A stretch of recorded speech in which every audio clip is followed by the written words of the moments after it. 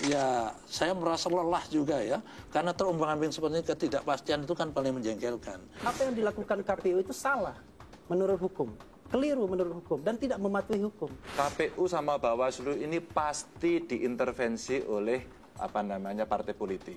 Selamat malam, selamat datang di Mata Najwa. Saya Najwa Shihab, tuan rumah Mata Najwa. Ada partai terlunta-lunta, ditolak KPU lalu diloloskan Bawaslu. Penyelenggara pemilu bersengketa nasib partai taruhannya. Di antara KPU dan Bawaslu, peraturan seperti wilayah abu-abu, rawan titipan dan tekanan, permainan uang dan kekuasaan. Atas nama hukum dan aturan, KPU Bawaslu tak sungkan berlawanan. Inilah Mata Najwa. Seteru menuju pemilu.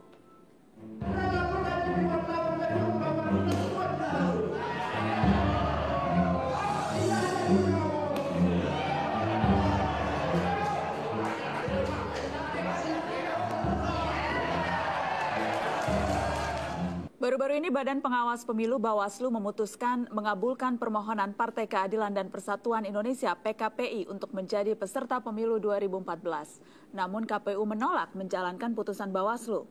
Bagaimana tanggapan PKPI? Malam ini di studio Mata Najwa telah hadir Ketua Umum PKPI Sutioso. Selamat malam Bang Yos. Malam Nasma. Terima kasih sudah hadir di Mata Najwa. PKPI merasa terombang-ambing dengan perseteruan KPU versus Bawaslu ini? Ya pasti ya. Jadi dengan adanya ketidakpastian seperti itu, sungguh kami ini tersiksa gitu ya. Karena Nasbaya kita berjuang untuk memenuhi bunyi Undang-Undang Nomor 8 Tahun 2012 ini ya, Undang-Undang Pemilu. Itu sudah luar biasa beratnya. Bahkan rekan-rekan partai yang lain itu menganggap inilah undang-undang terkejam di dunia gitu kan ya. Terkejam di dunia? Harus membangun 100% di tingkat provinsi, dari provinsi 75% kabupaten kota, dan harus ada 1000 KTA di Jawa dan 1000 kali penduduk, 50% di tingkat kecamatan. Nah, untuk PKP Indonesia ini, karena partai ini kan umurnya sudah 14 tahun, Mas Waya, sudah 3 kali ikut pemilu, 99, 2004, 2009. Itu sudah 460 kabupaten kota dari 497 semuanya. Sementara tuntutan di dalam undang-undang itu 75% kan hanya 377. Jadi sudah lebih jauh kita. Nah, namun memang pada saat diverifikasi saya sebenarnya kan hanya menyesuaikan format sesuai yang kendaki oleh KPU kan. Misalnya yang pertama sistem sipol ya, yang kemudian dibatalkan, padahal untuk melakukan sipol ini udah luar biasa kan, kerja keras kita, biaya yang kita keluarkan, dan kita menjadi contoh partai-partai yang lain. Tapi kalau dalam hasil verifikasi faktual yang dilakukan KPU, yang kemudian memutuskan PKPI tidak lolos menjadi partai peserta pemilu, itu kan karena syarat-syaratnya memang tidak dipenuhi, Bang Yos. Anda tidak mengakui itu, tidak mengakui bahwa memang tidak memenuhi syarat di 6 kabupaten, 30% keterwakilan perempuan tidak dipenuhi. Ada hal-hal yang menjadi argumen mereka mengapa PKPI tidak lolos. Ya itu kan kita cek kan. Awal di sana kita minta mana yang nggak mau verifikasi, itu tidak dikasihkan, ini rahasia. Kita tahunya kan setelah sampai di KPU di Mambonjol itu tahu ini. Nah dokumen itu lalu kita cari kan orang-orang kan. Apa betul kalian waktu dicari tidak ada? Ternyata dia ngaku nggak pernah Pak kita ketemu. Untuk lebih meyakinkan ini kita tanya juga kepala desa, ada nggak petugas KPU di tempat ini pada antara tanggal sekian-sekian, nggak ada. Gitu kan. Jadi ini lalu dinyatakan TMS pada nggak ada. Ya. Lalu kadang-kadang dibalik, jadi tidak semua seragam tidak. Nah, ada yang dibalik, misalnya gini kan, ini sampling 100 ya, saya minta kalian datangkan orang ini besok ke kantor saya, kan, membayangin kan, yang dapat biaya kan KPU bukan kita. Bayangkan orang-orang itu suruh nyari sekian puluh orang aja, sudah setengah mati kan. Pakai motor buntutnya itu barangkali kan. Ternyata yang dicari lagi melaut karena dia nelayan. Itu contoh-contoh. Jadi hal seperti inilah. Bahwa kemudian dalihnya ya memang ini hanya melaksanakan Undang-Undang Nomor 8 Tahun 2012 yang tadi Anda katakan sendiri undang-undang paling kejam di dunia. Itu tapi kan memang mereka hanyalah penyelenggara pemilu yang patuh pada aturan yang ditetapkan sebelumnya.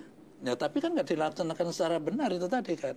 Oleh karena itu namanya ada sengketa kan. Nah, pada saat terjadi sengketa seperti ini, mereka ngaku verifikasi, kita ngaku anak buah kita enggak kok. Pernyataan kepala desa juga jadi saksi disumpah mengatakan pada tanggal sekian nggak ada petugas sampai di situ. Ini namanya kan sengketa. Nah, ditangani Bawaslu. Yang pertama adalah di mediasi, ya. Mediasi itu jiwa dan semangatnya adalah musyawarah untuk mufakat. Ya. Buntu kan, lalu meningkat ke adjudikasi. Adjudikasi itu pemandangannya di pengadilan, ya. Itu 3 hari berturut-turut. Lalu kita mengadu argumen, kita mengadu bukti, memberikan bukti dan saksi. Tapi kemudian kita tahu hasilnya putusan Bawaslu mengatakan boleh itu kan lulus, karena KPU tidak mematuhi dalih-dalih keputusan hukumnya dipandang Bawaslu meyakinkan kita. Bisa diceritakan ketika kemudian diputuskan tidak lolos, kemudian diputuskan Bawaslu lolos dan KPU menolak, itu seperti apa sih rangkaian yang Anda hadapi? Ya, pada saat sudah 3 Dan kali berturut-turut ya?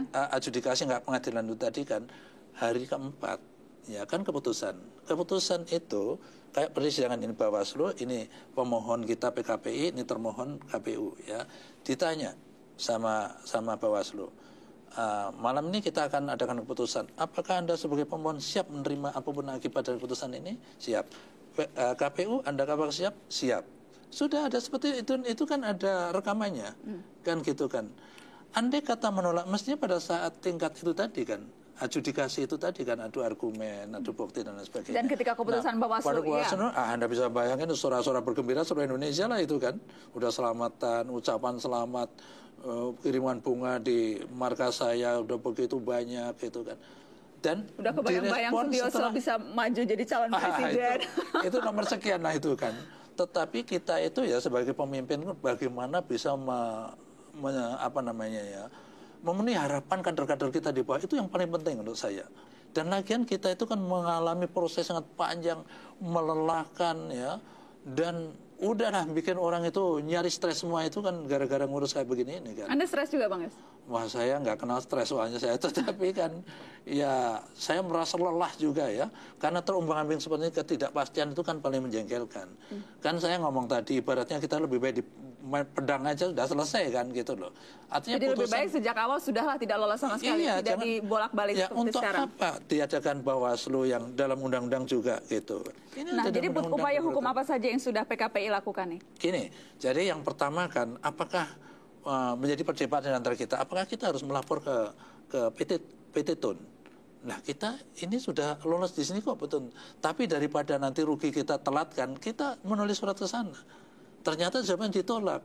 Anda tidak berhak untuk melakukan pengaduan ke PT Tun karena sudah diselesaikan oleh Bawaslu. Jadi pintu PT Tun sudah tertutup? Sudah tertutup. Artinya PT Tun, Bawaslu kita, dan juga pengawal itu sama gitu mengartikan keputusan Bawaslu itu bahwa itu belum lagi ada tenggat waktu 3 hari yang sudah waktu itu sudah lewat. Dia 6 hari baru direspon kan. Sementara undang-undangnya minimal 3 hari. Ini semua apa artinya? Oke, jadi pintu kan? PT Tun sudah ketutup. Pintu apa lagi nih yang berusaha diketok PKPI? Ya, saya memang sudah konsultasi ke MA, saya sudah konsultasi ke MK ya. Karena ini kan salah tafsir antara 2 lembaga di dalam satu rumah gitu. Kitalah korbannya itu kan.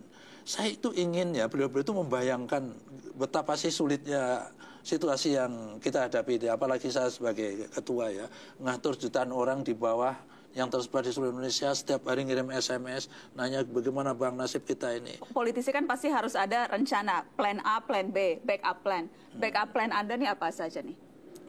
Sebenarnya saya akan nurut aja, masih berharap ya, KPU dan Bawaslu itu bersikap kedewasaan, bersikap lah ya, dan bisa menghargai kita. Ingat ya, saya begitu menghormati KPU.